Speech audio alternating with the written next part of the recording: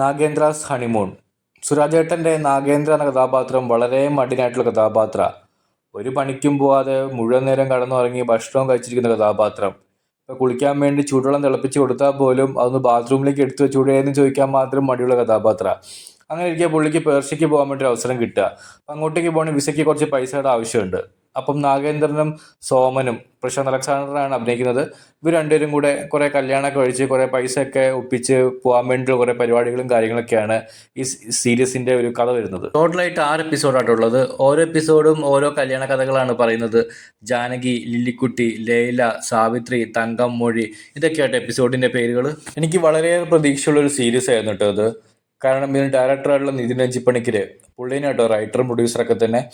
മുമ്പത്തെ പടങ്ങളായിട്ടുള്ള കാവലും അതേപോലെ കസബയും 2 മാസ് മസാല പടങ്ങളാണ്. അതിൽ നിന്ന് എൻ്റയർലി ഡിഫറെൻ്റ് ആയിട്ടൊരു തീമാണ് ഈ നാഗേന്ദ്രാസ് ഹണിമൂണിന് വരുന്നത്.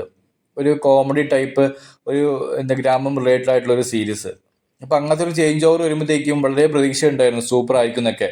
കാരണം രഞ്ജിപ്പണിക്കറെ അറിയാം, പുള്ളി മാസ് ഡയലോഗ്, ആക്ഷൻ ഫൈറ്റ്, അങ്ങനത്തെ ഒരു ലെവലുള്ളൊരു പടം. അപ്പോൾ പുള്ളിയുടെ മകനും അതേപോലെ തന്നെ ആയിരിക്കും എന്നൊക്കെ പ്രതീക്ഷ. അപ്പം അങ്ങനത്തെ ഒരു മാറ്റം വരുമ്പോഴത്തേക്കും നമുക്ക് ഭയങ്കര പ്രതീക്ഷ ഉണ്ടാവും സംഭവം സൂപ്പർ ആയിരിക്കും എന്നൊക്കെ. പക്ഷേ ആ പ്രതീക്ഷകളൊക്കെ തെറ്റിക്കുന്ന രീതിയിലായിരുന്നു സീരീസ്. നല്ല രീതിയിൽ ബോറിംഗ് ആയിരുന്നു, നല്ല ഡള്ളായിരുന്നു, ഭയങ്കര ശോകമായിരുന്നു കേട്ടോ. ഒരു രീതിയിലും എൻ്റർടൈൻ ചെയ്യിക്കാൻ വേണ്ടി ഒന്നും തന്നെ ഈ സീരീസിൽ ഉണ്ടായിരുന്നില്ല. പുള്ളിയുടെ സിനിമകളിലും ഇപ്പോൾ ഈ സീരീസിലും കണ്ടൊരു സംഭവം എന്ന് പറഞ്ഞു കഴിഞ്ഞാൽ ഒരു സ്ലോ ആയിട്ട് പറയുന്ന സംഭവമാണ്. ഇപ്പോൾ കസബയിലാണെങ്കിലും ഇപ്പോൾ കാവലാണെങ്കിലും 2 മാസ് മസാല പടങ്ങളാണ്. പക്ഷെ അതിൽ നല്ല രീതിയിൽ ഇഴച്ചിലുണ്ടായിരുന്നു, ലാഗ് ഒരുപാടുണ്ടായിരുന്നു. ഈ സിറ്റുവേഷൻസ് വരുന്ന ഒരു മാസ് ആയിട്ടുള്ള ഒരു റേസി ആയിട്ടുള്ളൊരു ഫാസ്റ്റ് ആയിട്ട് പോകുന്ന സംഭവം അല്ലാതെ ബാക്കി ഭാഗങ്ങളൊക്കെ തന്നെ വരുന്നത് സ്ലോ ആയിട്ടാണ്. അതേ ഒരു സംഭവം തന്നെയാണ് ഈ നാഗേന്ദ്രാസ് ഹണിമൂണിലും വരുന്നത്.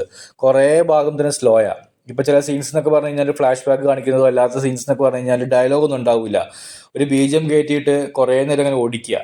കുറച്ച് ഭാഗമൊക്കെയാണെങ്കിൽ കുഴപ്പമില്ല, ഇതിങ്ങനെ കണ്ടിന്യൂസ് ആയിട്ട് ഇങ്ങനെ ഓടിച്ചുകൊണ്ടേയിരിക്കുക. ആ ബീജമാണെങ്കിലും നല്ല ബോറായിരുന്നു. അങ്ങനെ കാണിക്കുന്നത് ഒരുപാട് സീൻസ് ഉണ്ട്. അപ്പോൾ ആ സീൻസും ഡയലോഗ് എഴുതേണ്ട ആവശ്യം വരുന്നില്ല. ചുമ്മാ ഈ ബീജം കയറ്റി വിട്ടാൽ മതി.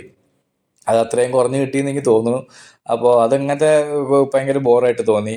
പിന്നെ കോമഡി ആയിട്ട് ഒന്നും തന്നെ ഉണ്ടായിരുന്നില്ല. സുരാജേട്ടൻ തുടക്കത്തിലൊക്കെ ഞാൻ വിചാരിച്ചു സംഭവം സെറ്റായിരിക്കുന്നു. കാരണം ഇതിലെ ഏറ്റവും പോസിറ്റീവ് എന്ന് പറയുന്നത് ഗ്രേസ് ആൻ്റണി കേട്ടോ. അടിപൊളിയായിരുന്നു. ഒന്നാകെ ഒരു കഥാപാത്രം മാത്രമാണ് എനിക്ക് ഇതിനകത്ത് ഇഷ്ടപ്പെട്ടത്. അടിപൊളി കഥാപാത്രമായിരുന്നു. അപ്പം അതായിരുന്നു സെക്കൻഡ് വന്നത്. അപ്പം ഞാൻ വിചാരിച്ചു ഇത് ഇനിയിപ്പോൾ അങ്ങോട്ട് ഫുള്ള് കോമഡി ആയിരിക്കും എന്നൊക്കെ വിചാരിച്ചു. പക്ഷേ പ്രത്യേകിച്ച് ഒന്നും ഉണ്ടായിരുന്നില്ല. ഓരോ എപ്പിസോഡിലും ഓരോ പെണ്ണിനെ കാണുന്നു, കല്യാണം കഴിക്കുന്നു, പൈസ അടിച്ചു മാറ്റുന്നു, അവസാനമാകുമ്പോഴത്തേക്കും മുങ്ങുന്നു, ആ എപ്പിസോഡ് തീരുന്നു. ഇത് തന്നെയാണ് കണ്ടിന്യൂസ് ആയിട്ട് പോയിക്കൊണ്ടിരിക്കുന്നത്. അവസാനം മാത്രമാകുമ്പോഴാണ് എന്ത് സംഭവിക്കുന്നതെന്ന് കാണിക്കുന്നത്. അത് നമുക്ക് ഏകദേശം പ്രഡിക്റ്റബിളാണ്. അതായത് പ്രത്യേകിച്ച് ഒന്നും ഉണ്ടായിരുന്നില്ല. പിന്നെ വേറെ കാര്യം എന്ന് പറയുന്നത് ഇതൊരു പഴയ കാലത്തെ സീരീസാണ്. അപ്പോൾ അതിൻ്റെ സെറ്റപ്പും കാര്യങ്ങളും കലാസംവിധാനമൊക്കെ അത്യാവശ്യം നന്നായിരുന്നു കേട്ടോ. സെറ്റപ്പും കാര്യങ്ങളൊക്കെ സൂപ്പറായിട്ട് തോന്നി എനിക്ക്.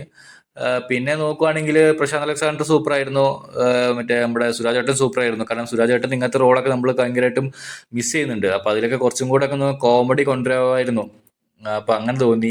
ബാക്കി പെണ്ണുങ്ങളൊക്കെ ഉണ്ടായിരുന്നത് ഗ്രേസ് ആൻ്റണി സൂപ്പറായിരുന്നു, കന്നി കുസൃതി, ശ്വേതാ മേനോൻ, ആൽഫി പഞ്ഞിക്കാരൻ, നിരഞ്ജന അനൂപ്, ഇവരൊക്കെ തന്നെ ഉണ്ടായിരുന്നു. എല്ലാവർക്കും ഈ പറഞ്ഞ പോലെ തന്നെ ജസ്റ്റ് ഒരു കുറച്ച് സീൻസ് പരിപാടി തീർക്കാൻ പോകും, അത്രേ ഉള്ളൂ. അല്ല പ്രത്യേകിച്ച് വേറെ ഒന്നും ഉണ്ടായിരുന്നില്ല. അപ്പം റെക്കമെൻഡ് ഒന്നും ഞാൻ ചെയ്യുന്നില്ല.